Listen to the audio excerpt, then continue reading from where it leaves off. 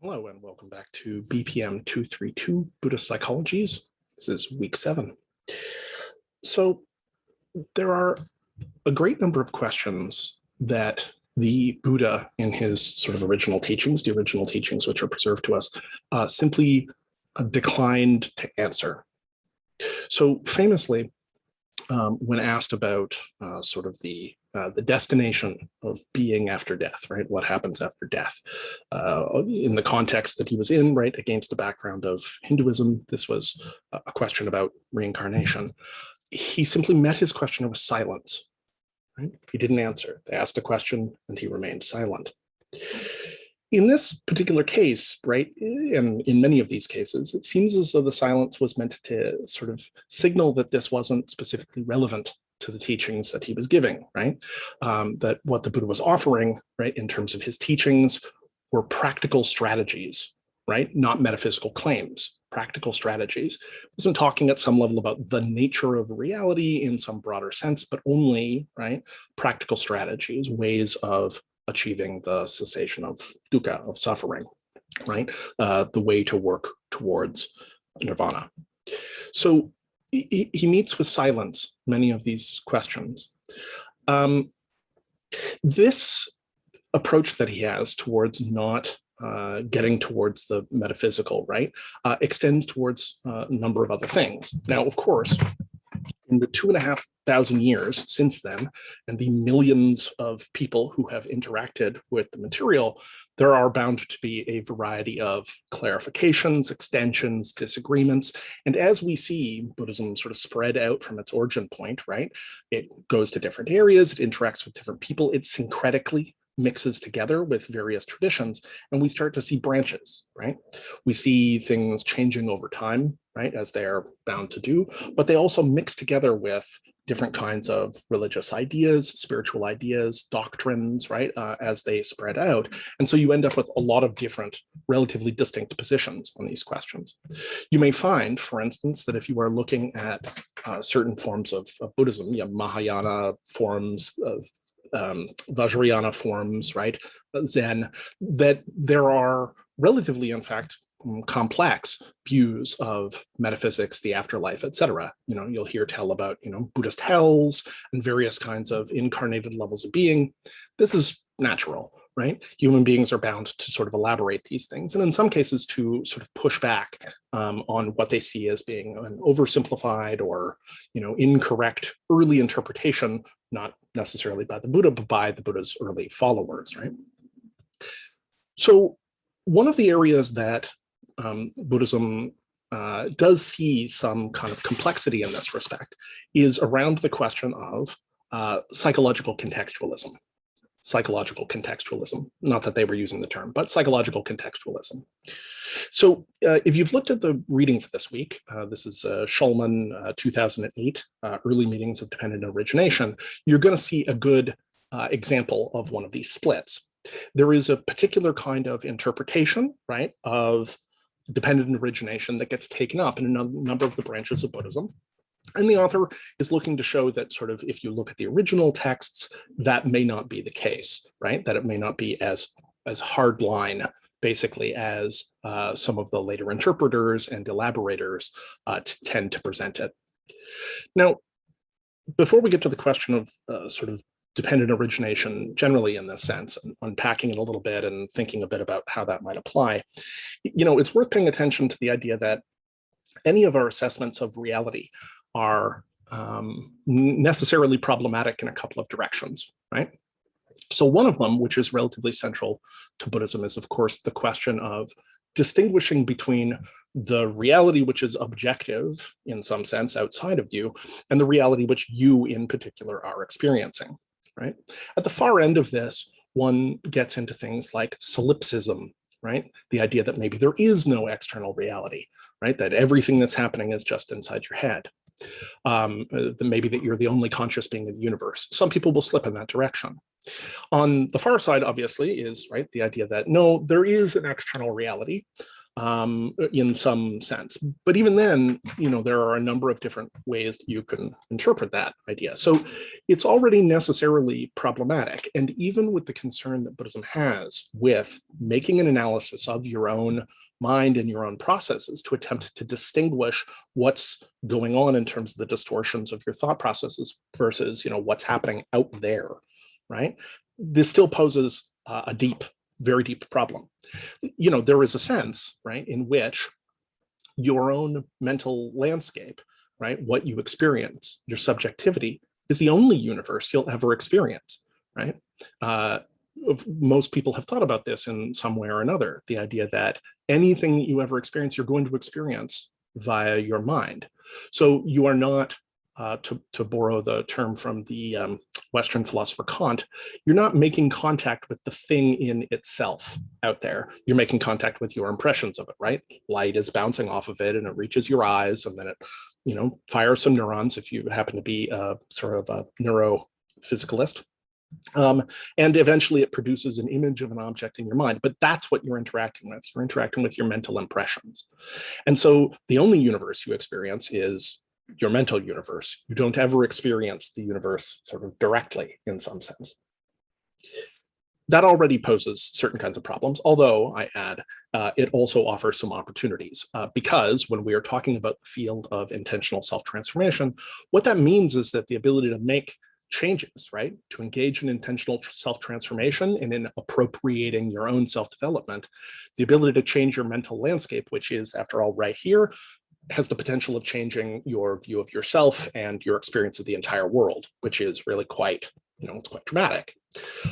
So, that poses some problems because, ultimately we kind of can't get at what's outside of our mind, right? We can only get at our mind, at least directly. There are, science, et cetera, has ways of attempting to determine what's outside, but even then, there are deep philosophical problems there. Okay. The other problem that I would urge you to consider very briefly is just that our notion of reality itself has a kind of gap in it, okay? A kind of a reality gap, which is to say that when we consider something to be real, we assess it to be real typically via two different methods, right? Which, when you think about it, are actually contradictory. So one method is that we consider something to be real when it conforms to our expectation, right? When it conforms to our expectation. So something is real because, it behaves the way that we expect it to.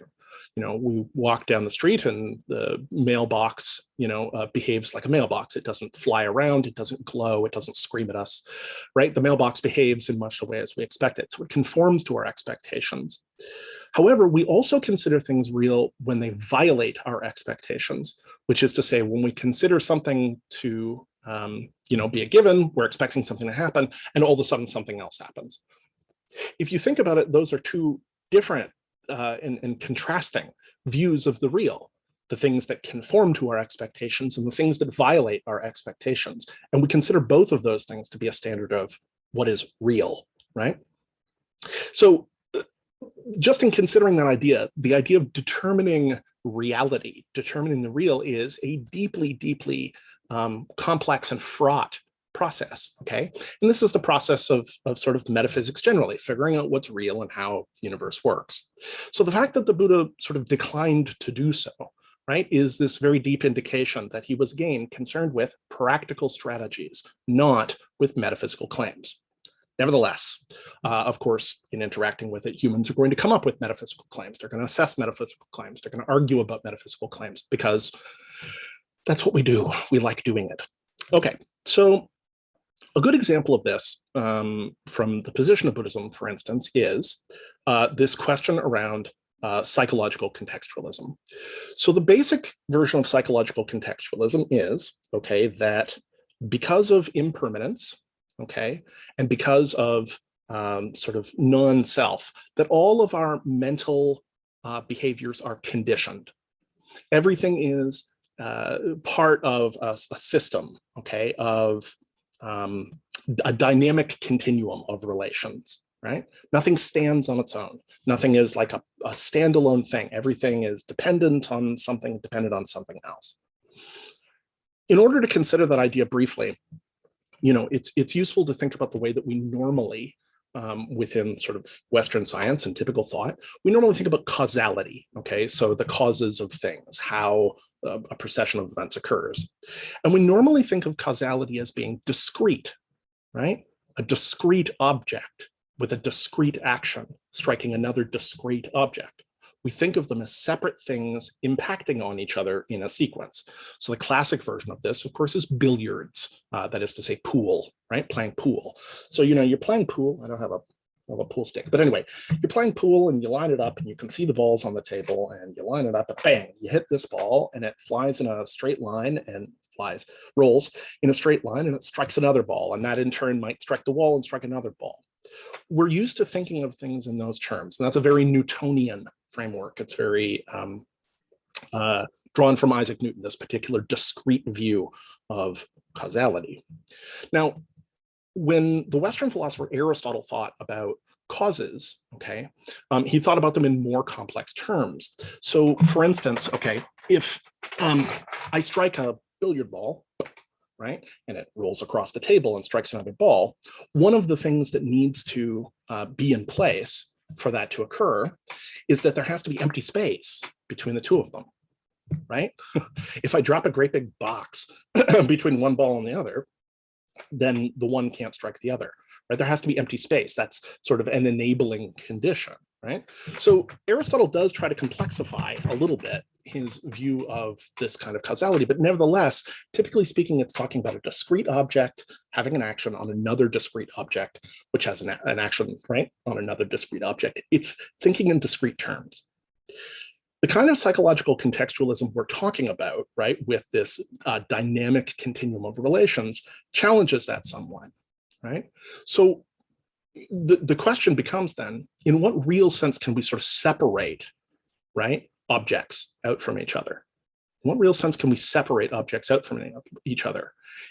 Perhaps it is more accurate, and indeed it seems that it is, if we look at this from a number of sort of scientific lenses, but perhaps it's more accurate to see the two things, the thing that is acted upon and the thing which is acting, or the thing which acts and the thing which is acted upon, as actually one thing, right? It's one continuous thing, right? It is not separated into one object operating, like a rogue solitary force in the universe, but in fact, they're deeply, deeply related to each other. The action is one continuous thing, and dependent, of course, on the conditions all around it, dependent on empty space, dependent on the presence of gravity, dependent on you being there, dependent on, right? Such that because these things are all interconnected in a way, there's no meaningful way to try to isolate out that single thing. One thing follows from another, follows to another. They're all connected together, okay?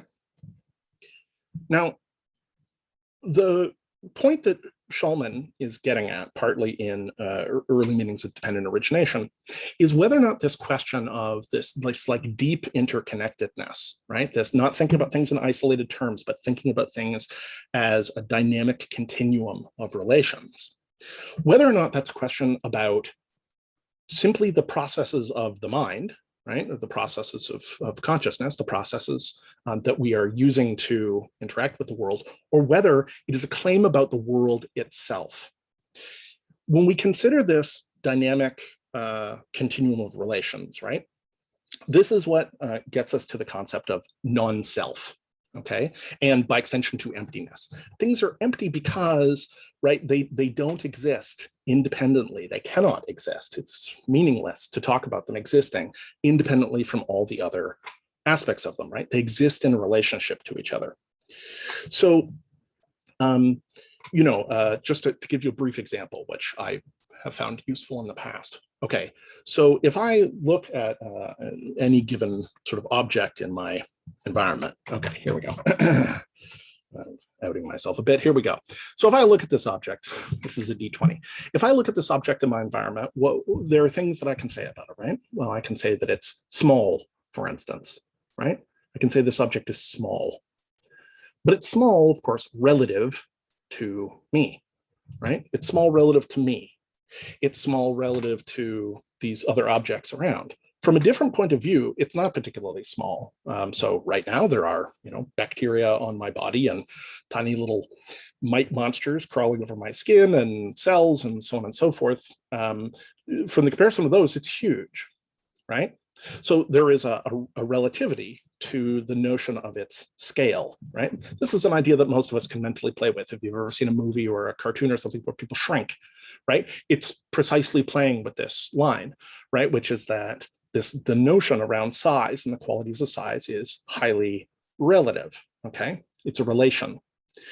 If we could imagine for a second that this object was completely isolated from the universe in some way, right?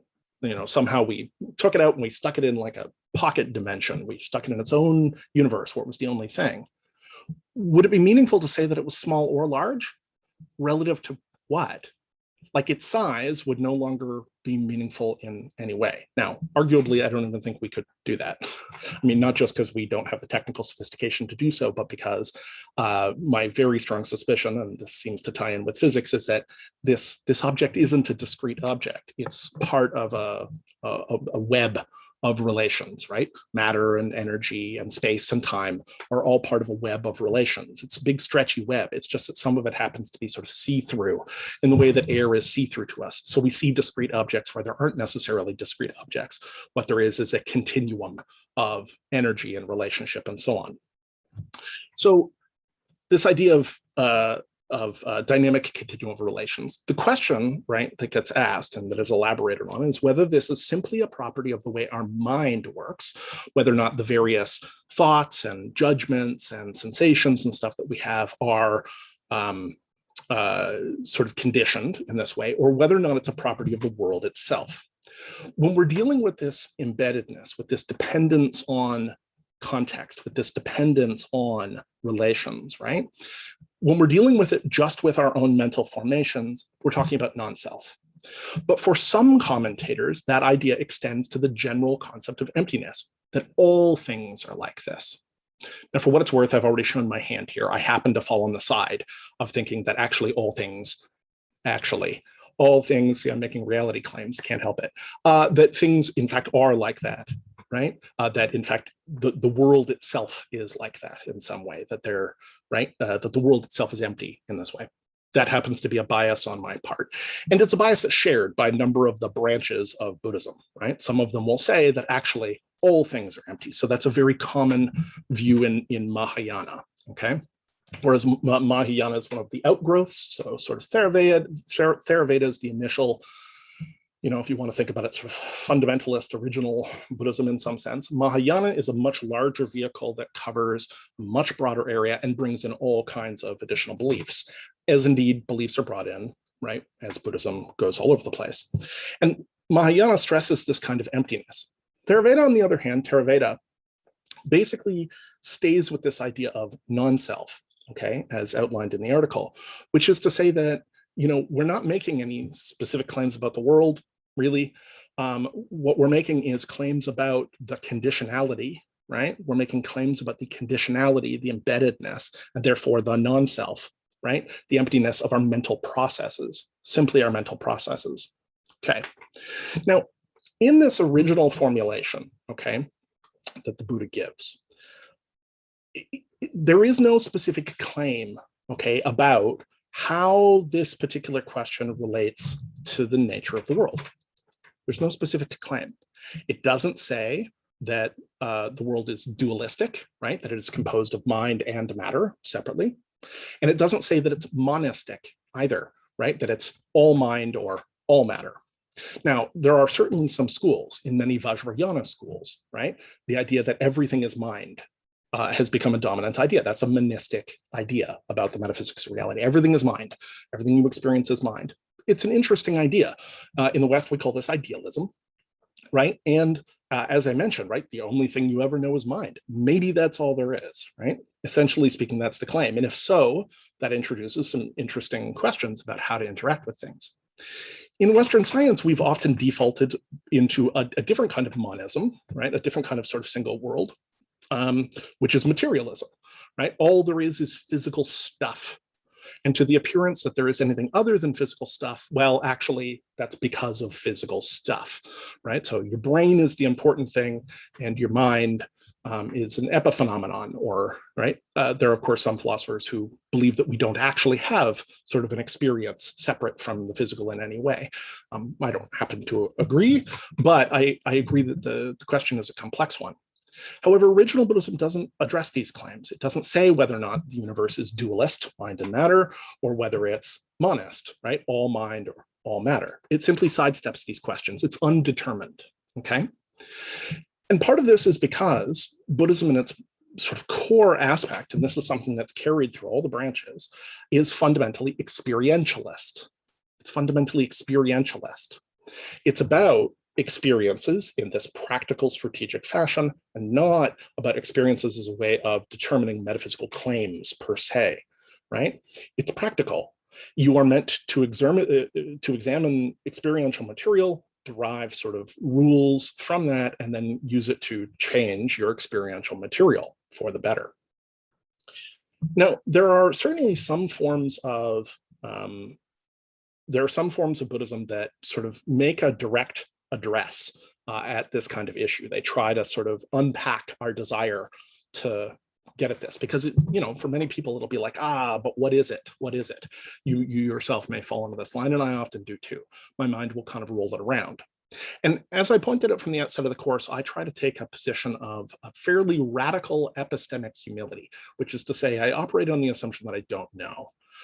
Because I probably don't, right? There are a vast number of things that I don't know, and it doesn't do me very well to assume that I know them. If I assume that I know, I make mistakes. If I assume that I don't know, I remain open to various possibilities. So that's a very strong position that I take. However, there are some Buddhist traditions that attempt to come at this sort of thing and address it in a way that helps sort of dissolve a little bit this questioning, right? This entanglement that we have with that kind of question.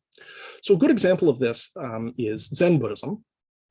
Zen Buddhism is, of course, the Japanese tradition where, on its transition out of India, right, Buddhism first encounters Taoism, which it encounters in China. And so it mixes together with some of the ideas of Taoism. And finally, when it jumps across from China to Japan, it mixes together with a number of the other streams that were in Japan, among them Shinto. Right. And from that, you have a few traditions that emerge, but Zen is probably the best known in the West.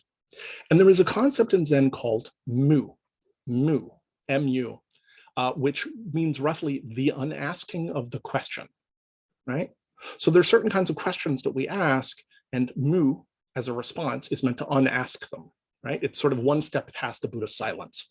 If you ask the Buddha a question, what happens, with reincarnation after we die, he answers with silence, which is to say, like, that's not our concern here. Our concern is practical strategy.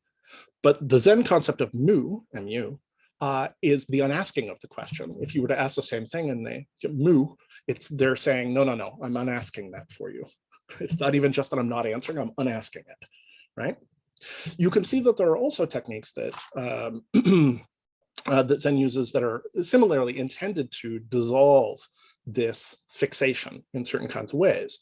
Most famously, in some ways, the koan, okay, K-O-A-N, the koan. The koan is, of course, a kind of question. See, to us in the West, it seems like a riddle, but it's a kind of question that is asked of a Zen aspirant. Often there are whole sequences of them that they are supposed to sort of give answers to, but the answers typically do not strike us as a logical continuation of the question. So I would say the most famous of all the koans, and there's a great many of them, you can read online repositories of all kinds, but probably the most famous question in this set is the question, if a tree falls in the forest and there's no one around to hear it, does it make a sound? If a tree falls in the forest and there's no one around to hear it, does it make a sound?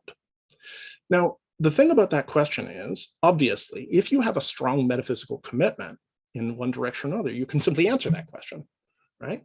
If you happen to be a physicalist, right? If you happen to believe just like in physical matter alone, or even if you happen to be a strong dualist, you believe in mind, but also the physical world, if a tree falls in the forest and there's no one around to hear it, does it make a sound? The answer is Yes, right? Because sound is just it's a vibration, right? That happens in air. Yeah, the tree falls over, it smashes the ground. Yes, there's no one around. It produces air vibrations. Nobody hears them. Yes, it makes a sound, right? If you happen to be an idealist, if you believe sort of only in mind in some sense, well, you might extend that and say, well, then doesn't the tree have a mind? But that's neither here nor there, let's assume, right? You would probably say no, it doesn't, definitively, because if there's no one to hear it, then there is no sound, right? The experience, the subjectivity of the event is the very thing that is hearing it. That's what sound is from that perspective, right? Sound is hearing in some important sense. So you would simply say no. But I would propose that the Zen koan is not intended to give you a definitive yes or no answer. What it's intended to do is give you mu, right? It's intended to get you to unask the question. So while your mind wrestles around with it, looking for the right answer, right? What this is in fact intended to do is put you in a state of radical uncertainty, which is in fact, like I would propose, a good state to be in, to be able to tolerate your uncertainty, right? It's not the case that's an easy question to answer, and that's precisely it. It's not a riddle to be solved. It's a paradox to be contemplated as a kind of mystery, right? So that you don't get so fixated on resolving a question of that kind. And this, as the Simpsons pointed out, is very different than the koan, what is the sound of one hand clapping? Okay, so you can see how this is a particular kind of approach to resolving that metaphysic, okay?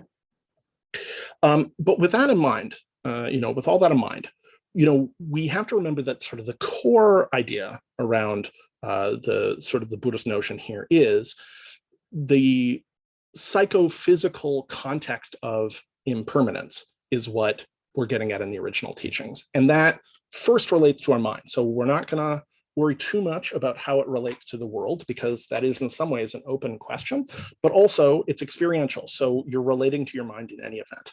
Okay, so we're going to look at it in terms of the mind. Okay, the mind broadly construed. Okay, so the part of the Buddhist idea, okay, of the nature of being is the concept of the skandhas, S-K-A-N-D-A-S, skandhas, okay? And skandhas, roughly speaking, means heaps or piles, heaps. The idea is that the nature of your being, again, is not unitive, right? It's not unitive. You aren't sort of one unified being who is encountering the world, but rather you're a collection of processes that are interacting with each other, okay? You're a collection of processes that's interacting with each other. Now, right away, like, it bears repeating what a radical idea this was relative to the teachings at the time in the area. Buddhism was sort of developed, right? The Buddha existed in a period where the dominant religious traditions in the period were Hinduism and Jainism in India, both of which, okay, rest on the notion of an eternal self. So within Hinduism, for instance, there is the concept Atman is Brahman. Atman is Brahman. What does that mean? Brahman is the sort of eternal God who is coexistent with sort of all creation in some sense, right? The whole universe is contained within Brahman. Brahman exhales the universe and inhales the universe in a perpetual, never-ending cycle, right? Never goes on. There's no end of time. It just keeps going and going, right? And Brahman is sort of this ultimate power, right? The divine power, which includes and produces all the others. Atman, on the other hand, within Hindu thinking, is your own imperishable, eternal, immortal, essential self. It's your soul, right? And the idea, Atman is Brahman, in Hinduism, is that part of the kind of exercise of meditation and liberation within that tradition, and this would have been probably the tradition that the Buddha was training in during his period before he had his awakening under the Bodhi tree, would have been that part of it was to realize your own imperishable essential nature, your eternal soul, and realize the identity of that soul with Brahman. Atman is Brahman. So you're part of this eternal being, you are an eternal self, and understanding that that is the case is a big part of it, right? For those of you who have read the terrific Hindu book, the Bhagavad Gita. The Bhagavad Gita is a chapter of an Indian epic called the Mahabharata.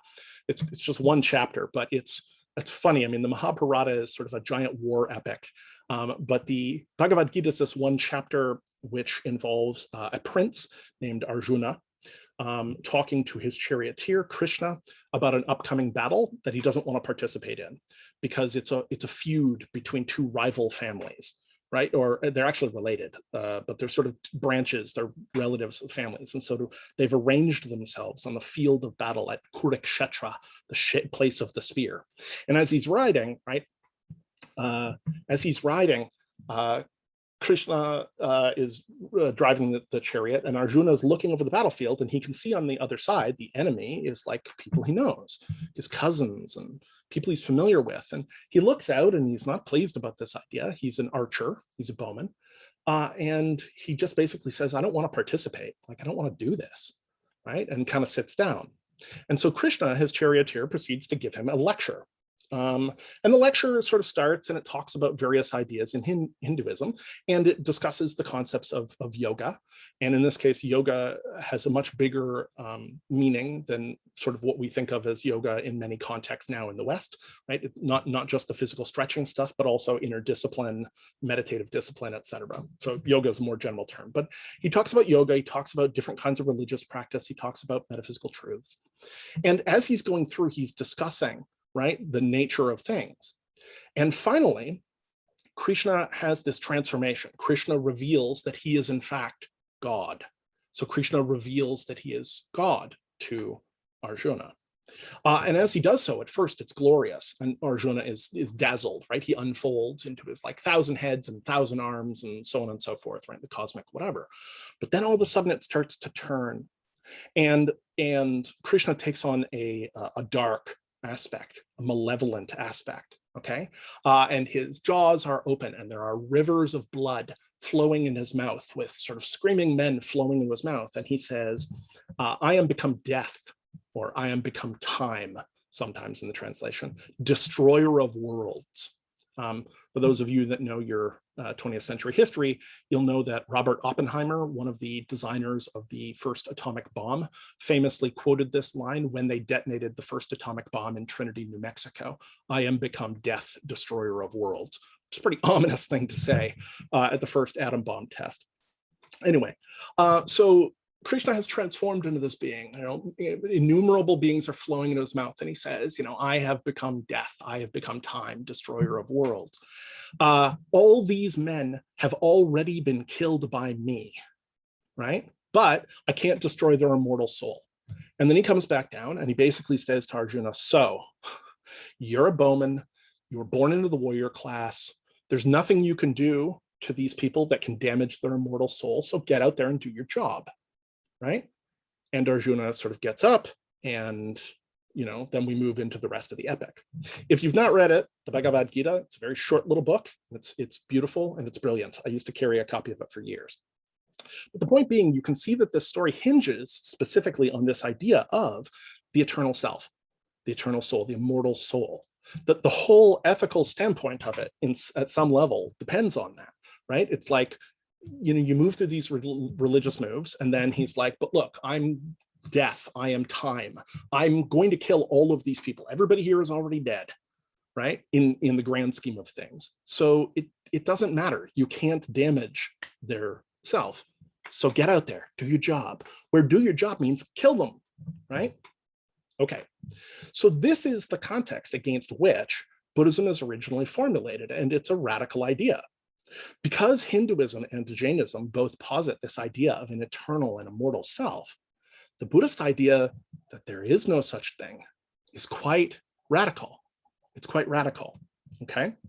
And so when we move away from Atman is Brahman, your individual soul is the divine soul, and we move away from the Hindu idea of Tat Tvam Asi, thou art that, meaning you're identical with everything around you, when we move away from that idea, what we get to is this idea that we're a collection of parts, of dynamics that don't have an independent existence. They just have a conditioned existence. Okay, so with that idea of how radical this kind of sense of non-self is, let's take a look at the parts themselves. So when Buddhism outlines its notion of the skandhas, right? S-K-N-D-A-S, the heaps. It sort of outlines 5 heaps off the bat, okay? So the first is form, okay? Form is the material image. It's what you might normally think of as matter, right? It's related to the 4 elements right? So these are the 4 elements of the West and the 4 elements of Avatar: The Last Airbender. So it's fire, water, earth, and air. This idea is that, some composition of these things, this is sort of early material theory, but some composition of these things makes up form, it makes up the material world. So one of the heaps, one of the skandhas is form. The second skandha is sensations, right? And here it means sort of feelings, whether or not something is positive or negative or neutral, right? So sensations, feelings, positive, negative, or neutral. The third skandha is perception, okay? And like many translations, this word creates kind of a hang-up, because often we get caught, right, in translation with English between various terms, and we've talked about this a bunch. But in this case, what it means basically is your labeling of something, right? The categorization, the way that you label it. So, well, we'll run through this in a second. Okay, so perception is this labeling, this kind of categorization, putting a label to it. The fourth skandha is mental conditioning. Okay, it's mental activity, right? Your mental activity. And we've talked about that a lot when we've talked about prapancha being this elaboration that we put on things. And then the last skandha is consciousness. And consciousness is discrimination. It's sort of noting something and bringing it up in your consciousness. And there's lots of different forms of it. Consciousness can be quite rarefied. So there's sort of low-grade consciousness and mid-grade consciousness and high-grade consciousness. And we won't get caught up in Pali and Sanskrit divisions of this or in the various Buddhist ideas about how this divides. There's a lot of theory depending on which branch of Buddhism you're looking at. But the point is that consciousness is deemed to be one of these 5 heaps. Now, the point is that each of these heaps is dynamically related, right? It's a dynamic continuum of relations between them. One leads to the other, and so on and so forth, in a way that's so automatic, that's so fluid, that we typically take it to be a single continuous thing. And, right, we identify with it. So, take for example, okay, take for example, a piece of chocolate cake. When I was a kid, I didn't like chocolate cake. I found the taste of it much too strong. So that's kind of a weird example for me, but just, let's assume for a second you like chocolate cake. Okay, so first off, there's form. There's your form, the material form. There's the material form of the cake, skandha 1, okay? Second, there's a positive feeling that goes with it. You like chocolate cake, right? Sensation. Third, you label it. First, what's that? It's good. It smells good. And then next, there's label it. Chocolate cake. Then next, there's mental activity, the conditioning, right? Chocolate cake. And you want to eat the chocolate cake. And then last, there is consciousness, a kind of discrimination. And whereas mental activity, the conditioning, is about the things that sort of lead into action, in a sense, right? Consciousness can address this in all kinds of ways. I should eat the cake. I shouldn't eat the cake. I've eaten the cake and not realized until after I've eaten the cake, et cetera, et cetera, et cetera. Okay. Now, you'll notice that an important aspect of this, okay, there's a term that we have in cognitive science, okay, which is called a salience landscape. And the salience landscape is likewise highly conditioned. It depends on what's going on. So I want you to imagine this scenario for a second. You wake up in the middle of the night, okay, it's like 1 a.m. You wake up, you've had a nice dream, whatever. You wake up and you're like, oh, and you remember that there is half of a chocolate cake down in the kitchen. So you get up. And you make sure you're not making too much noise. You don't want to wake up anybody in the bedroom, but you're going to go downstairs. You're going to have a midnight snack. So you tiptoe down the stairs and you start to come to the kitchen. You don't turn the lights on. There's like maybe one little light over the sink or something, and it's enough, right, that you can see in the kitchen. And so you start making your way, and there you can see it, right, the chocolate cake. Okay. And beside the chocolate cake, you can see, a knife, right? Big knife that you're going to use to cut yourself a piece of cake. And you look at it and you sort of experience, and right, this. And then you're thinking about the cake, and then all of a sudden you see in your peripheral vision, you look over and you see that there's glass, broken glass in the kitchen. And you look over in that direction and you realize, right, that the back window into the kitchen, or say the glass door into the kitchen, is broken, right? Like it's been broken, and possibly that somebody has broken in. And all of a sudden, you're suddenly concerned about the possibility of like defending yourself against a burglar. Okay. So in this particular case, what I want you to notice, okay, is how you think about the knife. When you first come down the stairs and you're eyeing towards it, you see the knife, right? So there's the material image of the knife. There's your feeling about the knife, which is sort of a positive feeling of a particular sense, right? You label it and you label it, oh yeah, that's a knife. And what's a knife? Well, this is part of your mental activity and conditioning. A knife is something you cut cake with, right? A knife is something that you cut cake with so you can get yourself a slice of cake. Your consciousness and discrimination of this is probably mostly offline. You're not actually thinking in all that direct way. You're just looking to get a piece of cake indirectly. You're probably not even thinking about the knife all that much. But the point is, the knife is a cake carving implement.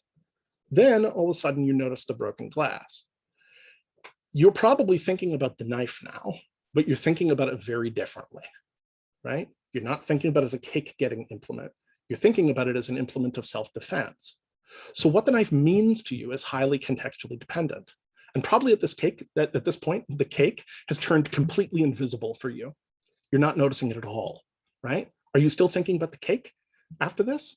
You've seen the broken glass. Are you still thinking about the cake? No. The thing that has foregrounded to you is the broken glass, the implication of that, which is the possibility that there's somebody in your home, and then the possibility of maybe needing self-defense, the knife. Okay, so this is partly what I mean by the context and the way that this particular context impacts, right, our sense of conditioning, et cetera, right? There's a set of steps here, but what happens in those steps, the relationships between things radically changes our mental approach towards things, right? Both in terms of how we label them, but also in terms of the uses of them, the affordances of them, right, that come about through certain forms of our conditioning. There's an interesting task in psychology that's part of a set of measures to measure creativity. It's called divergent thinking. And one of the tasks that you use to test divergent thinking, creativity, is something called the alternate uses task, So the way that this works is you have somebody who's conducting the experiment, and they ask somebody, and you say, like, in 1 minute, name as many different uses for a brick as you can, right? Name as many different uses for a brick as you can in 1 minute. Go. And the person will start saying things. They'll say, you could build a wall with it. You could build a house with it. You could use it as a paperweight. You could put it inside your toilet tank to displace water. You could grind it up to make a really terrible paint. You could chuck it through a window. You could sell it as a found art piece. You could, right? They're finding all these different uses for a brick. And when you go through and you sort of score this task, you're looking at a few different things, right? How many times did they change domains? So you could build a wall with it, you could build a house with it, you could build an outhouse with it, you could build a well with it, these are all variations on sort of one domain of use, right? And then there's how often they're switching, how many different domains they hit, but then also there's how unusual those domains are, right? So like you could grind it up and use it for a very poor form of paint with water, is a somewhat unusual use for a brick. I mean, you could do that. Possibly as a kid, you had taken a small piece of brick and used it to draw on like a stone wall or something. You can do that. It's made of clay, red clay, typically.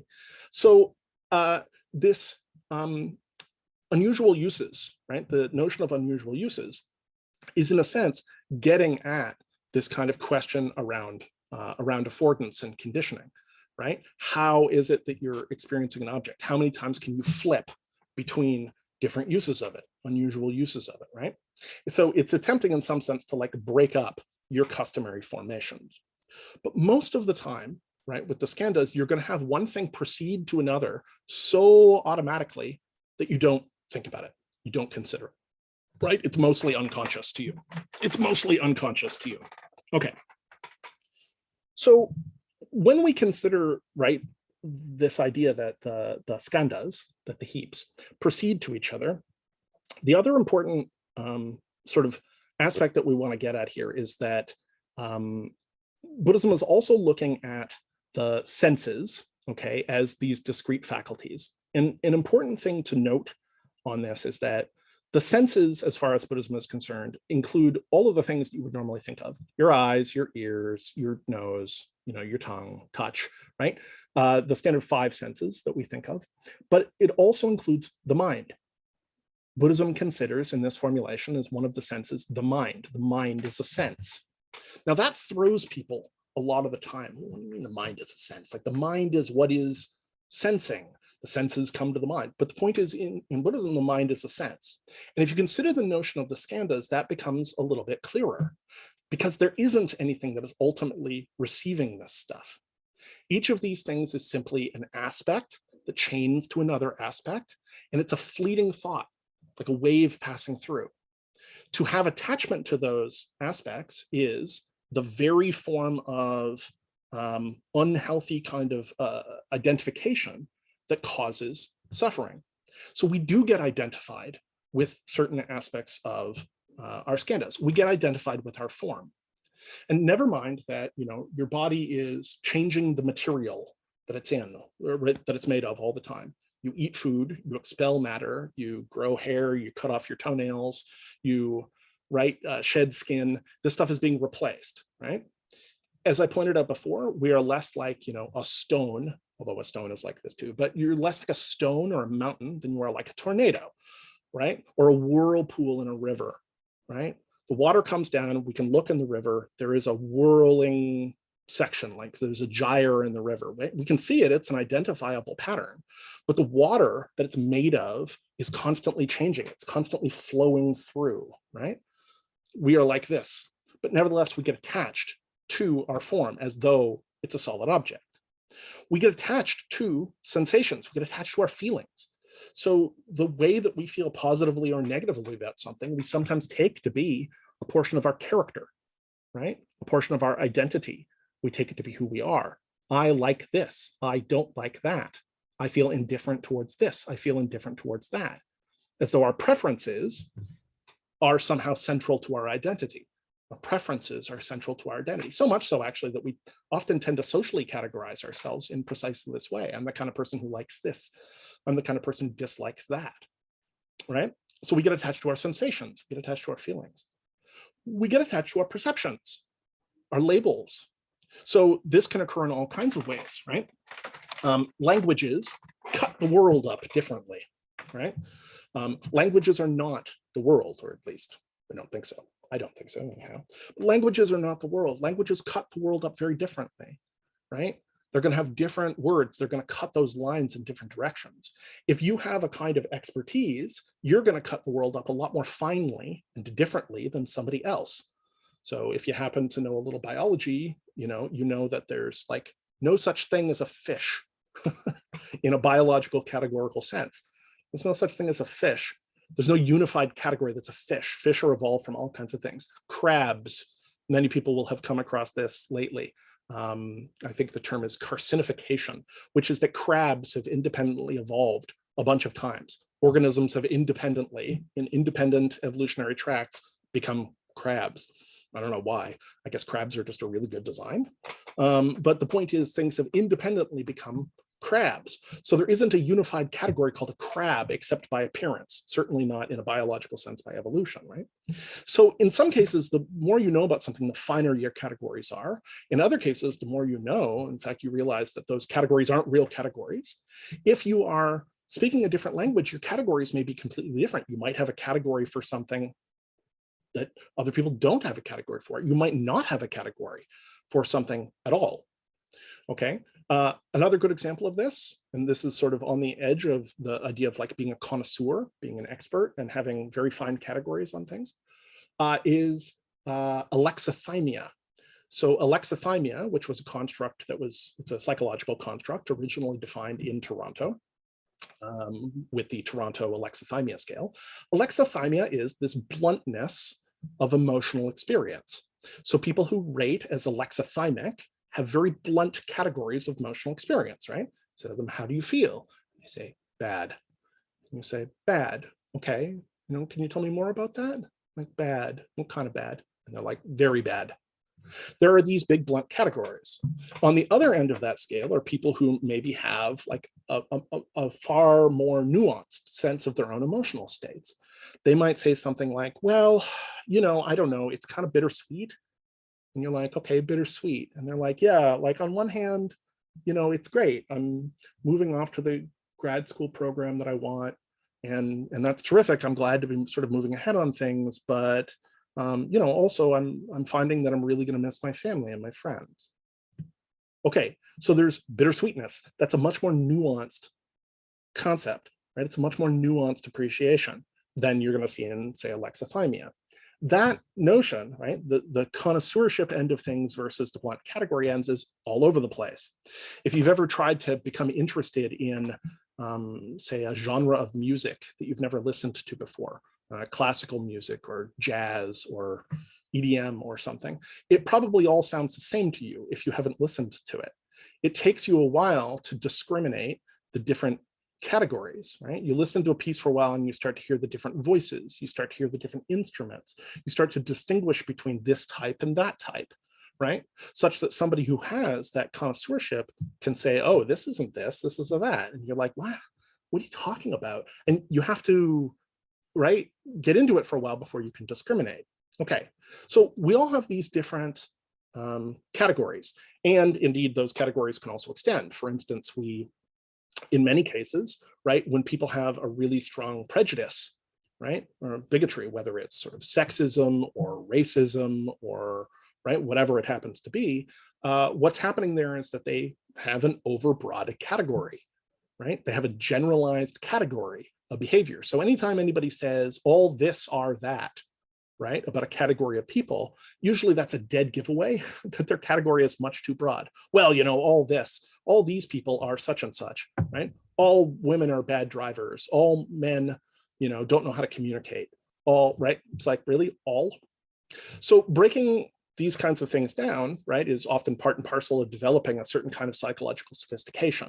Indeed, it's one of the things that we see routinely in therapy. When people are depressed or anxious, they will tend to say, like, I fail at everything. It's like, well, really? Fail at everything? Really? Everything? Is it? And then they'll be like, well, not everything. Okay, but the initial emotional impulse is this overbroad category. Now, the reason I'm talking about these kinds of categories and the ability to shift categories and nuance categories and having incorrect categories or et cetera, is to say that the skanda of perception, the labeling of things, is fundamentally about categorization. And we tend to get attached also to that categorization, right? If you have developed a set of skills around connoisseurship, you're going to be highly attached to it, right? You're going to think of yourself as somebody who is skilled in this area. It's going to be a point of ego attachment, right? You're going to be attached to it in a certain kind of way. And that in and of itself is like illusory. It leads to suffering in some important sense, right? I can come up with something of a just so story here, which is, let's say that, I had prided myself on having a highly discriminating, palate for wine, right? And then because I caught COVID, I lost my sense of smell, which is one of the things that happens with COVID temporarily, but in some cases longer term, right? Well, all of a sudden there's suffering because I have clung on to this idea as part of my identity. And somebody might say like, oh my God, I can't enjoy wine anymore. I don't know who I am, right? So this is a good example. The kind of categorical machinery people will tend to associate with, and certainly the categorical machinery as it applies back to themselves, because people, of course, do categorize themselves. This is, in fact, a practice that we tend to engage in pretty early. So we tend to think of ourselves as part of this group rather than that group. And, anytime you go on social media, you'll find an endless number, right? An endless number of sort of psychological tests and self-tests and so on and so forth that are precisely intended to categorize you and then to have you share those categories and talk about them and so on and so forth, right? We're encouraged to categorize in this way, but to the extent that we are attached to, identified with the skanda of perception, of labeling, of categorization, right? We're sort of lining ourselves up for suffering. Okay, mental activity. the skanda, the heap of mental activity, conditioning. Well, again, right, these are the sort of things that urge us to response. And of course, these things can be positive or negative, right? Or I suppose indifferent, but generally speaking, they're positive or negative because they're urging us to action, and we become identified with them. So I can give you a personal example. Most things, most behaviors on the part of people are behaviors that I can approach with a pretty strong degree of equanimity, okay? A pretty strong degree of equanimity, which is to say that I can continue to extend a feeling of care. I can care for people, say, deeply and equally and inclusively under equal conditions. This is quite important because I'm a therapist. So by definition, right, I need to be sort of non-judgmental to a great extent for people to feel comfortable enough to open up to me with their material, because everybody is carrying around a certain amount of stuff. And if they don't feel safe, if they can't trust you, right, if they can't trust you not to judge them, they'll pick up on this. And so I tend to be pretty non-judgmental about most things. But there are a few things where my specific mental activity, my conditioning, is not good about this. So one of these things is sort of cruelty. I don't react well to cruelty. It seems pointless to me, for one thing, like when people are cruel to each other, but this really extends pretty specifically when it's about sort of cruelty or violence from the strong towards the weak. So a good example of this is I would have a very hard time, okay, working with a client, therapeutic client, who hurt animals. It would just be really difficult for me. When I consider the idea of, say, you know, the classic, like, people pulling wings off a fly, I recognize that a fly is a very simple organism in some sense, although I suspect it has its own sort of state of awareness and so on and so forth, and it almost certainly feels pain. You know, when I consider the idea of somebody pulling the wings off a fly, it's extremely difficult for me to control myself, right? Like that creates a reaction in me. People hurting things, crushing bugs, crushing spiders, like this sort of thing bugs me. Never mind somebody, you know, hurting a dog or hurting a baby or whatever, right?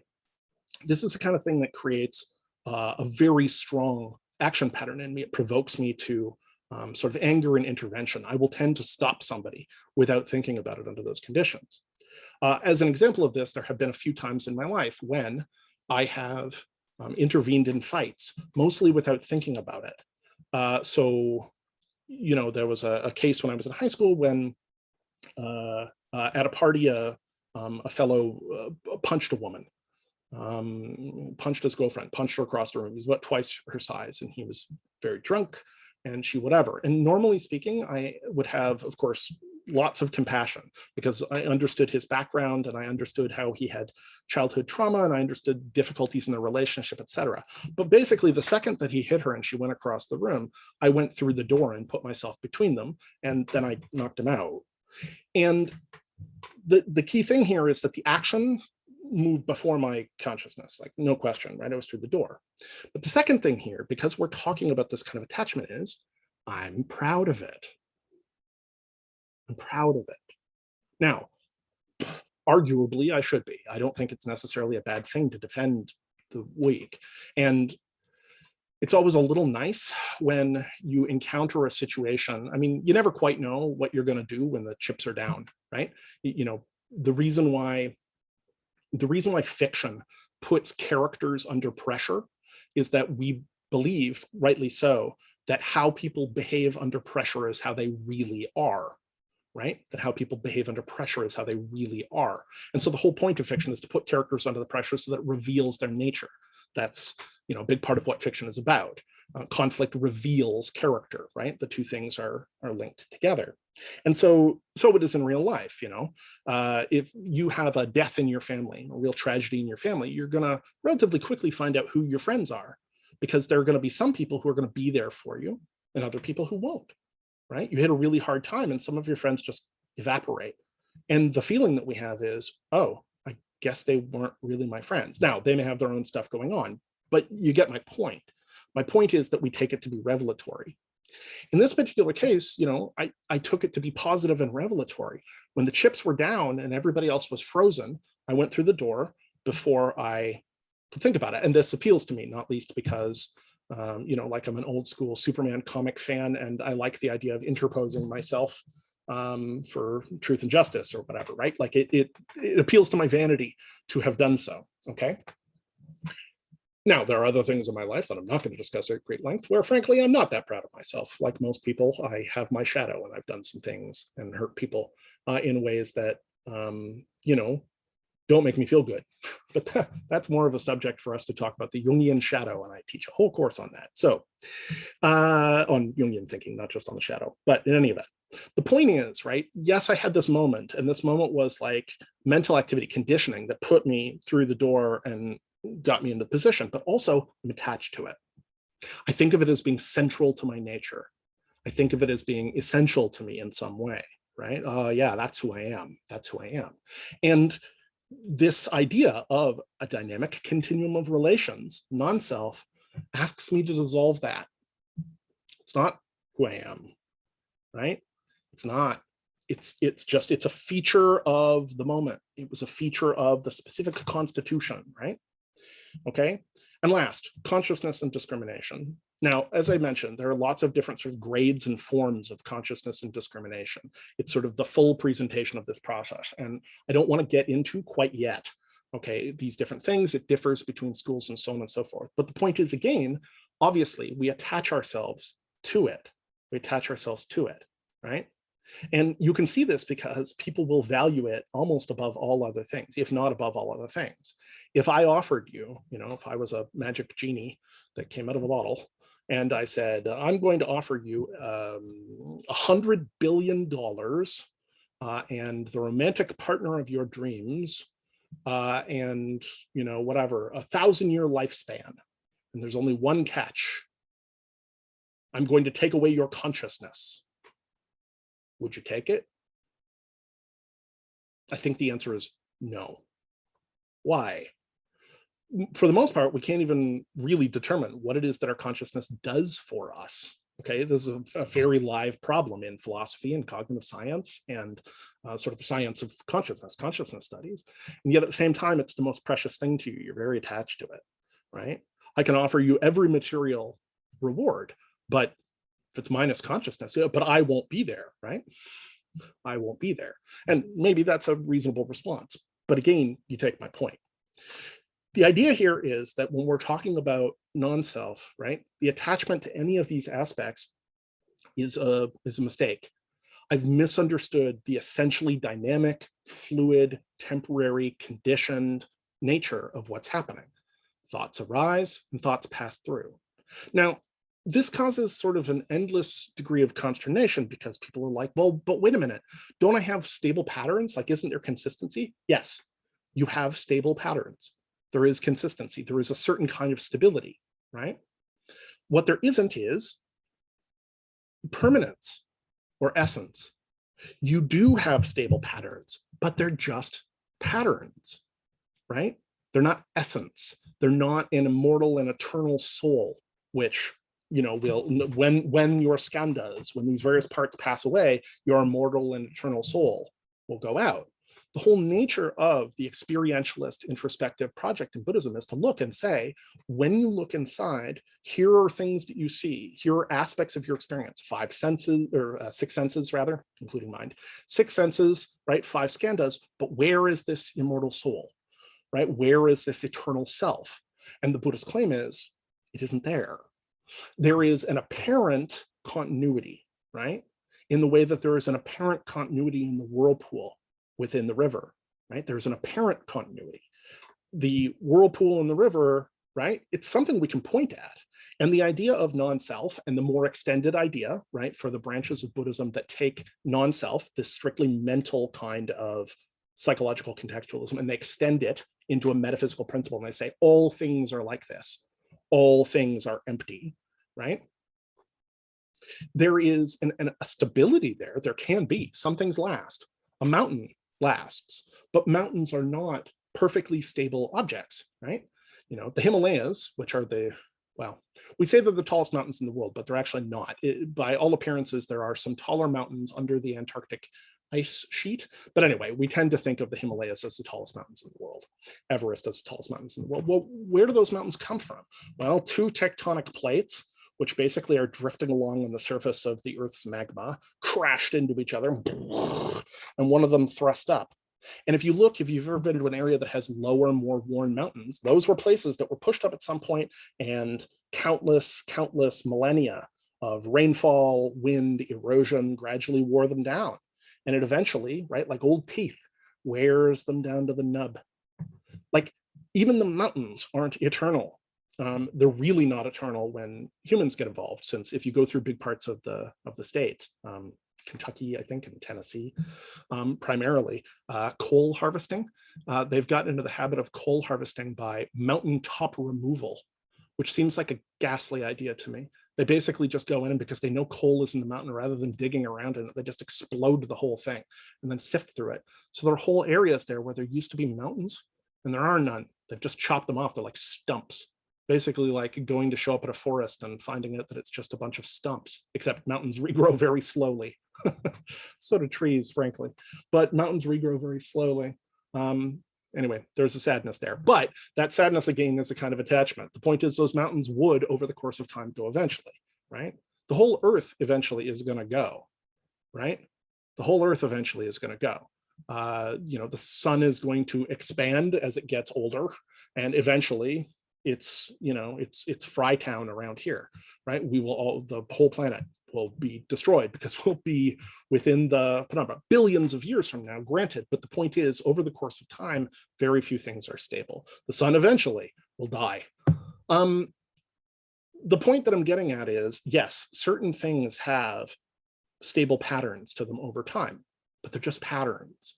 And the attachment to the skandhas is one of those things. Yes, we have some apparent stability. However, I want to point out one of the ways that apparent stability is, again, something of an illusion. That every time that we're attached to one of these skandhas, one of these heaps, and we're saying, yes, that's I, that's me, that's myself, right? We're underestimating the amount of change, and we're not paying attention to the change. The automaticity of it makes it seem stable and consistent to us, and that's an illusion, right? So there is an interesting psychological finding called the end of history illusion, which I'm quite fascinated by. So the end of history illusion goes like this. Let's say that you take a 20-year-old and you ask them, how much has your perspective on things changed since you were 10 years old, right? Your tastes, your perspective, etc. And they'll say, oh, quite a lot, right? Yeah, my opinion about this changed, and my taste in that changed, and my belief about this changed, and right? They'll tell you that from the time that they were 10 to the time that they were 20, quite a bit changed. And then you say, okay, and how much would you estimate your beliefs, right, your values, right, your personality, etc., are going to change between now, when you're 20, and when you're 30? And they'll say, basically, oh, not very much. People will rate that low. Okay, then you come back to those same people at 30 and you ask them, so between the time you were 20 and now, how much have your beliefs and values and so on changed? And they'll say, oh, quite a lot, actually. When I was 20, my values were this, and my belief was this, and I behaved in this way, and so on and so forth, right? And now I'm quite different. And you say, okay. And you say, and how much do you think you're going to change between 30 and, say, 40, right? And they'll say, basically, oh, not very much. They'll rate it quite low, right? And then you go back to them at 40 and you do the same thing. How much have you changed since 30? Oh, a lot. How much do you think you'll change by 50? Oh, not very much. And people do this over and over and over again. This is the end of history illusion. Now, what does this mean when we think about it? Well, what it means is, in a certain sense, we're able to look back and see change in a particular kind of way, but we always exist in this bubble where we feel fairly stable, right? We are often, and this is not invariable, people differ, okay, but in general, we exist in this place where we sort of think we're basically done, right? Maybe we'll be a little richer and a little smarter, and we'll have a little more white in our beard, or if you don't have a beard, you get the idea. We'll have a little more white in our hair, right? We think that there are going to be these small changes, right? Maybe I'll be richer, I'll have a family, maybe I'll be happier, whatever. But we don't think that we're going to change in terms of more fundamental character. We tend to think of ourselves as being the final version to a great extent. Now there's just a little bit of polishing. But when we look back over periods, we often find that people are like, no, no, no, actually I changed quite a lot. And even where there are certain, personality traits that are relatively stable, right? If we consider something in psychology like the big five, right? The big five is sort of the leading measure of personality, and it has, right, five traits to it, echoes of the five skandhas maybe, but it has five traits to it, right? Openness, conscientiousness, extroversion, agreeableness, and neuroticism. These things are relatively stable in personality, but they do shift over time. So for instance, over time, openness tends to go down. Right now, for many of you, you're, say, in your early 20s, statistically, right, in the class as a demographic, and you're going to be very open to new experience. You're going to be very open to fashion.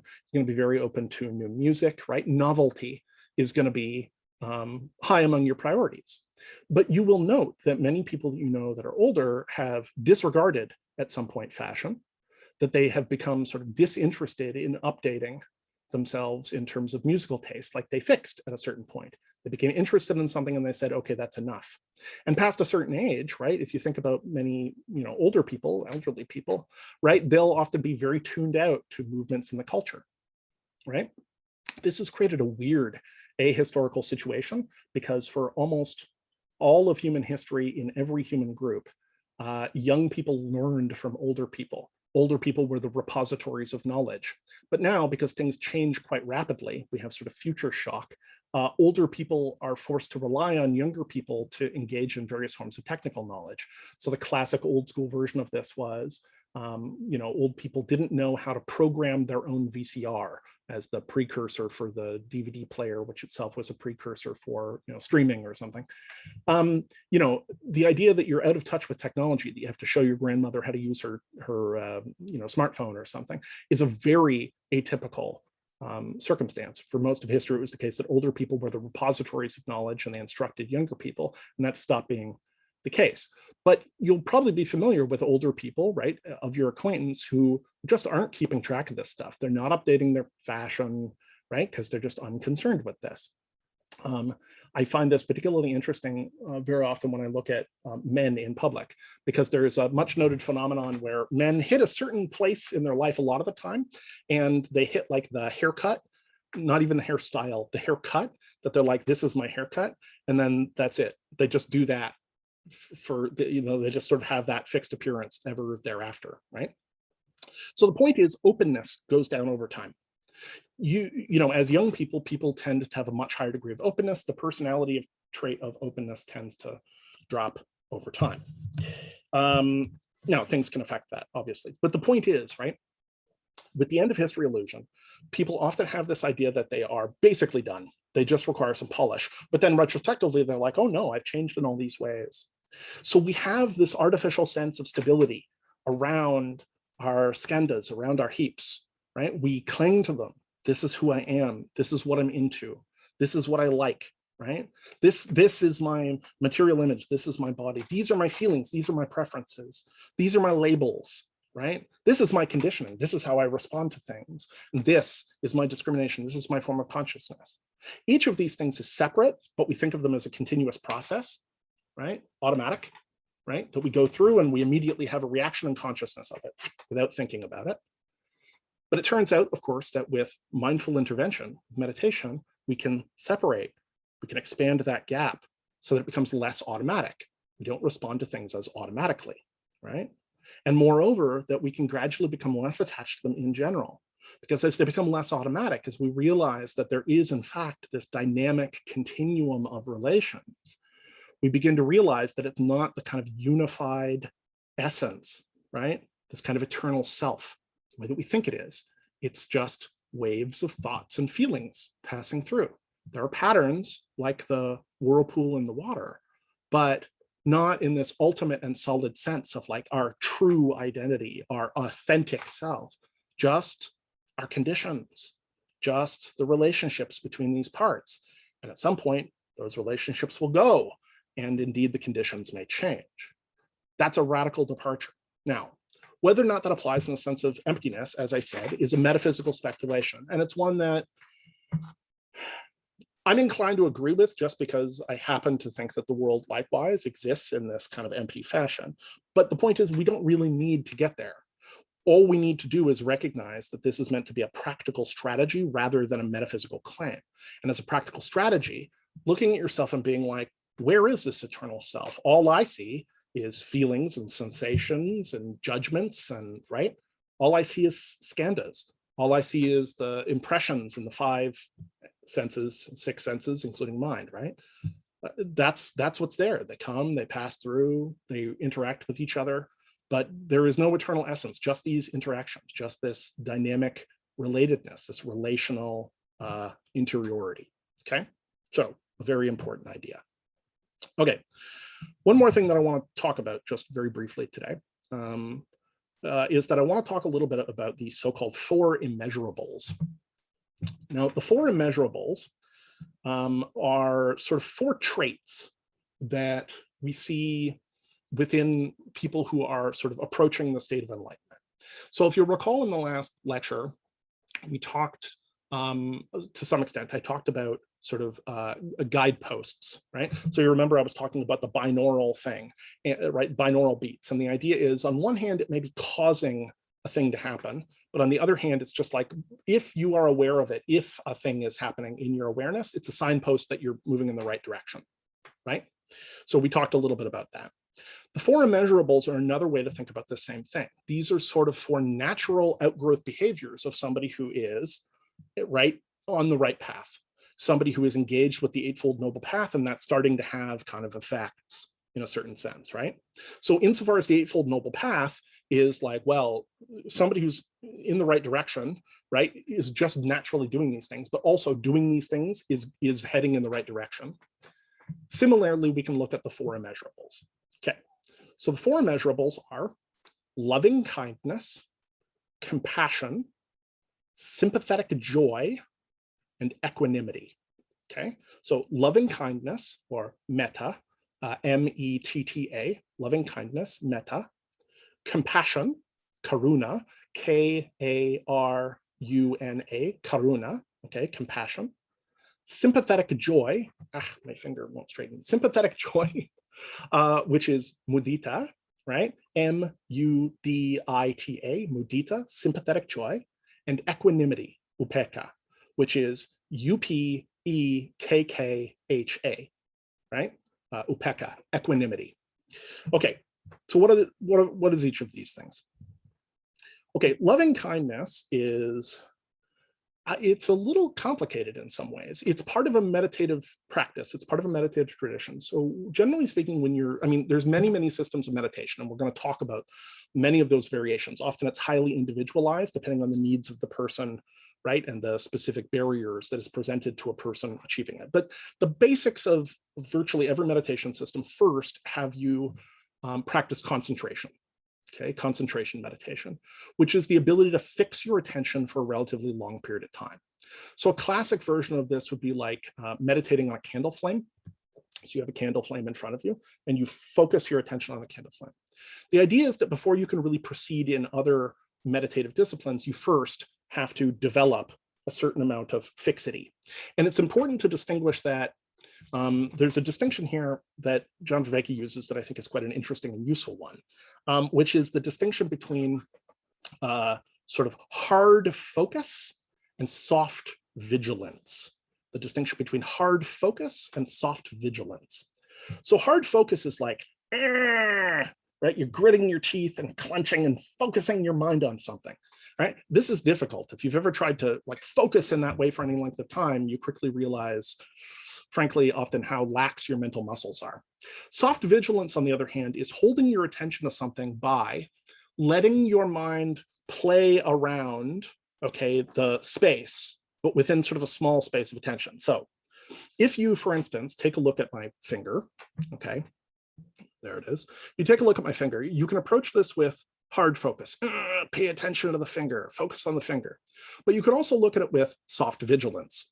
With soft vigilance, you're looking at my finger, but like first, look at the length of it. Then look at, the shape. You'll notice that it is not, in fact, sort of perfectly shaped. It tapers slightly towards the end. There are a couple of sort of sections, a few sections, right? Segments. You can see the knuckle. You can see my knuckle line. You can look at the color, which is not uniform. I'm a very pink fellow, but you can see that there's sort of pink and red spots and whiter spots, stretches, right? If you were to look at this side, you'd be able to see, like the little hairs on the knuckle before it reaches my hand. And you're hitting all these different traits and properties of soft vigilance. You're sort of moving around without letting your attention stray, okay? So this is a distinction between soft vigilance and hard focus, okay? So this is one distinction, but the point is, you often first want to cultivate this kind of attentional facility, this concentration, by learning how to keep your attention held on one thing for a length of time. You want to build up that capacity to control your attention. That's typically the first step in meditation. The second step in meditation, often from the Buddhist perspective, is mindfulness. And mindfulness, of course, you can do it a bunch of ways, but often it involves the following of the breath, okay? However, the idea is that you're going to have intrusions of thought. So your upcoming date, your laundry list, the assignment you have outstanding, a daydream, a TV show you watched, et cetera, an argument you had. Like these things are going to intrude on your mind. You're going to start elaborating them. More images are going to come up. You're going to start elaborating them. With mindfulness, the idea is you're following your breath. And every time you notice that you are not just following your breath, you label that, oh yeah, daydreaming. And then you set it aside and you return to the breath. You attempt to clear yourself, right?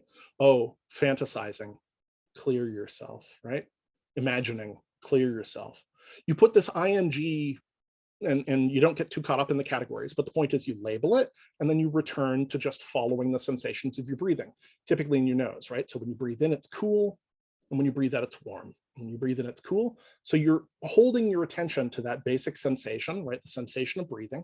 And anytime anything else comes up, you try to catch it, set it aside, and simply return to the breath. With mindfulness, the idea that people sometimes get is that it's about that empty. It's about trying to empty your head.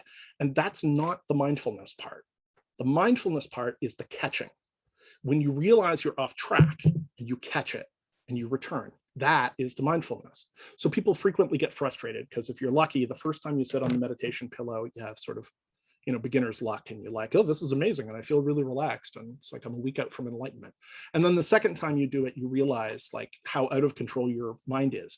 There's a reason that, the term monkey mind gets used because your mind is bouncing all over and you're like, oh no, I'm a crazy person. I'm not in control of my thoughts at all. And so it can be quite frustrating if you think you're supposed to hold this emptiness. And every time you go off track, you sort of mentally yell at yourself, like, what's wrong with you, right? But it is the catching and the returning. And you need to do this in a befriending fashion, It's like house training a puppy, right? You get a puppy, you bring it to the house. What's the problem? The puppy doesn't know where to go to the bathroom, so it goes to the bathroom on your carpet. So what do? You put down a newspaper, and every time you put the puppy on the paper. And every time the puppy goes to leave the paper, you have some options. If you simply let the puppy do whatever it wants, you haven't trained it at all, right? The puppy just wanders off and it'll shit on your rug or shit behind your couch or something, right? That's no good. But you can also grab the puppy and scream at the puppy, stay on the paper, right? And then what you succeed in doing is terrifying the puppy, and the puppy learns to hate you and fear you. And then the puppy will slink off and, shit someplace and be generally neurotic. So you don't do either of those things. Instead, what you do is you gently put the puppy back on the paper. And when the puppy strays off, you gently put the puppy back on the paper and you're friendly. And when the puppy finally does what you want, good boy, right? You reinforce the puppy. This is the strategy there, right? And puppies are smart. They figure it out eventually. They're dogs. They're not as smart as people, but they figure it out. Similarly, with your own mind, you want to take this kind of befriending stance, right? You want to take this kind of befriending stance. You want to gently return yourself because every time you catch it, that is the moment of mindfulness. So you catch it. Okay.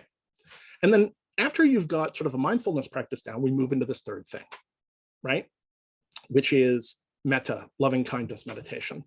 So instead of simply holding your attention to the breath, sitting and holding your attention to the breath, you're now alternating typically with a second practice. And that practice has you imagining an expanding circle of inclusion in which at each successive stage, you're wishing health and well-being, right? To all beings. So first you start with people that you love.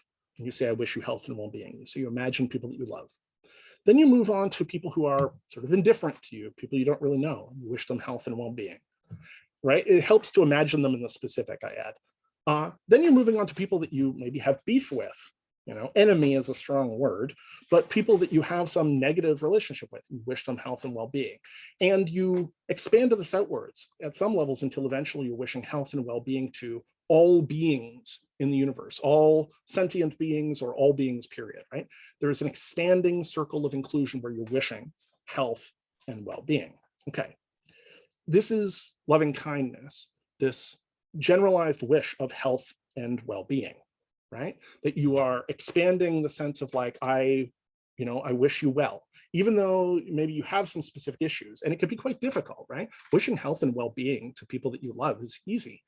Wishing health and well-being to people that you're sort of indifferent towards can be kind of tricky, but even still, that's easy. But wishing health and well-being to somebody that you may have hurt you, right? Or who you may have conflict with, or what have you, right? That can pose an emotionally complex task. However, that's the idea, the expanding circle of metta, right? The expanding circle of health and well-being. And typically what happens is that when you're engaging in this in a meditative practice, you start out by doing sort of one day where you're just doing, right, mindfulness, following the breath, followed by a day where you do metta, you do this expanding sense. And then eventually, once you got them down, you do them alternating within a single session, okay? And then eventually, if you become extremely skilled, you can integrate those things into a single state, but we're not going to talk about that quite yet, although it is exciting.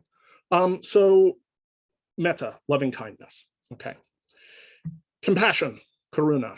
Compassion is simple. When beings are suffering, you feel for them, right? You feel for them, you feel compassion with them. You're not kind of walled off, but you feel for them. You feel that sense of suffering.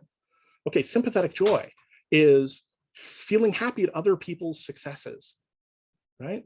When people experience successes, you are joyful for them.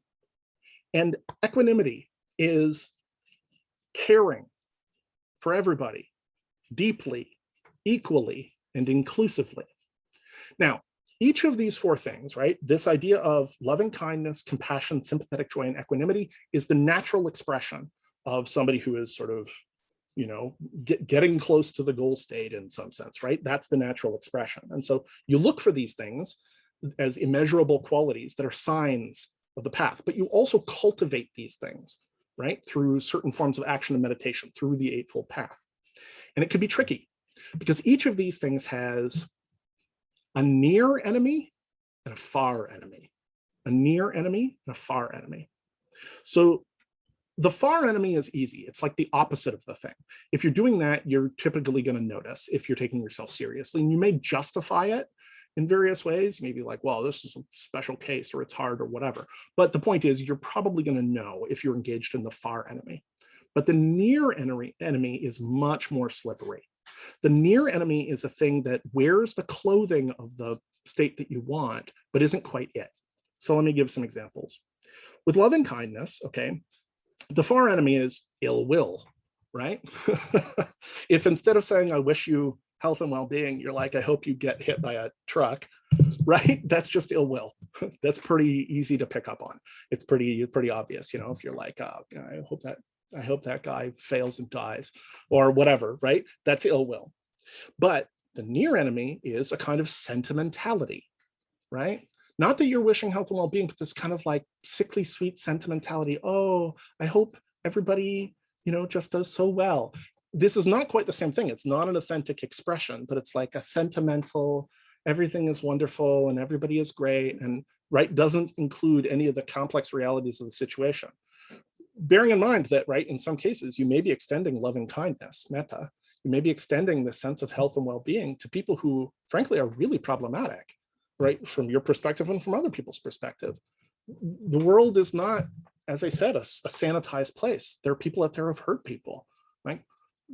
There are countries in the world where there are, like warlords that go on patrol in vehicles and chop arms off people and use them to make fences. Well, you're extending them health and well-being too, right? And sentimentality is this sort of sickly sweetness that doesn't take that into account at all, that you're also extending this towards people who, you might reflexively be thinking of as frankly evil. in various ways. And you need to extend that in their direction too. So the near enemy, right? The far enemy of loving kindness, ill will. The near enemy, sentimentality. Okay, compassion. So compassion is, right, an openness to the suffering of all beings. Well, the far enemy is dead easy. Cruelty, right? It's not hard to identify cruelty, needless harm, needless nastiness, hurting people for the sake of hurting them for the pleasure of hurting them. And most people have engaged in this, and most people are capable of it. Great cruelty. People will engage in cruelty. If you've ever been a child on a childhood playground, you've probably seen instances of cruelty. And it's easy to write that off and say, well, you know, kids, whatever. But like people get really hurt by this. So cruelty, hurting people for the sake of hurting them, right? Okay, that's easy to identify as not compassion. But what's the near enemy? Well, the near enemy is pity. And pity is not the same thing as compassion, right? Compassion is a genuine resonance with the suffering of all beings. But pity is like, oh, it's so sad what's happening to them, right? It's not the same thing. You aren't engaged in the same way emotionally with pity as with compassion, the near enemy. Okay, sympathetic joy, mudita, joy at the joy of others. Okay, so, you know, the far version is easy, right? It's like jealousy, right? So other people have a success and you're like, rah, rah, rah, rah, right? And to some extent, it's, yeah, well, jealousy mostly. Other people have success and you're not happy about it, right? And you can also see this obviously showing up in things like the German word Schadenfreude, right? Which is pleasure at other people's suffering, Schadenfreude. Sympathetic joy is closer to, in fact, a much less used German term, Freudenfreude, which is pleasure at somebody's pleasure, okay? So, you know, you can see this relationship, you know, an example that I can think of involved like a kid who was on a hockey team and he was really good, right? This kid was a really good hockey player. But despite the fact he was really good, when one of his teammates scored a lot of points in one game and became the #1 scorer, he was like grumbling, rah, rah, rah, rah, rah, because he felt that it impacted on him, right? It made him look worse. This is a basic form of jealousy. He's not experiencing sympathetic joy. Training towards mudita is to be happy for people in their successes. But what's the near enemy? And the near enemy is hypocrisy, right? It's like claiming to be, but not really feeling it. Oh, it's so great that you got that promotion. I'm so happy for you, right? It's the act as though you're doing it, but without the actual feeling. You have to sort of cultivate the feeling of genuine sympathetic joy at other people's successes. Okay, and lastly, equanimity, upekkha. So equanimity is, equanimity is the state of caring, right? Deeply, equally, inclusively. So the far enemy is what? Dead easy, it's hatred, right? You don't care. Not only do you not care, but you're actively like, like you wish harm. You hate that person. You want to see them destroyed. You dislike them. You dislike what they represent. Most of us have experienced this in some form or another. But what's the near enemy? Well, the near enemy is indifference. And this is an area where people do get tangled up quite often. Equanimity is not indifference. Indifference is just non-preference. It's not caring, right? It's not caring. Whatever, it's all the same to me, right? That's indifference. But equanimity is a form of non-preference. You're not preferring one over another, but you are still operating in the positive space. You're not offering preferential treatment. Everybody gets the same degree of deep, equal, inclusive care. That's not the same thing as indifference. So equanimity, upekkha, has the far enemy of hatred and the near enemy of indifference. Okay, so I wanted to outline that. We're going to pick some of that up next week. We'll continue into sort of more stuff around psychological contextualism and looking at some of these processes. But I would encourage people to reflect on this a bit and think about some of these places. We are all obviously prey to certain kinds of these, psychological moves and to the attachments. So give it some consideration. Think about where, it's easy to see these things in other people, but also think about where maybe it operates in yourself and consider that place. Okay, and we will pick this up next week.